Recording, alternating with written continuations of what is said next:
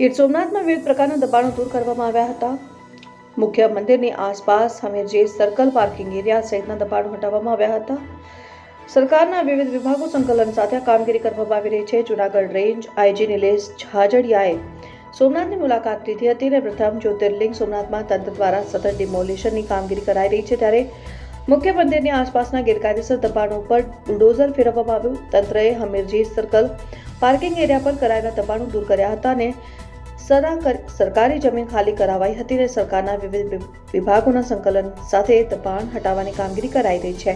ત્યારે Junagadh range IG Nilesh ઝાંઝડિયાએ સ્થળની visit કરી હતી, જે દરમિયાન જણાવ્યું હતું કે સોમનાથ તીર્થનો વિકાસ કરાઈ રહ્યો છે, જેને લઈને સરકારી જમીનોમાં થયેલા દબાણો દૂર કરાઈ રહ્યા છે, જે કામગીરી હજુ 2-3 દિવસ ચાલશે.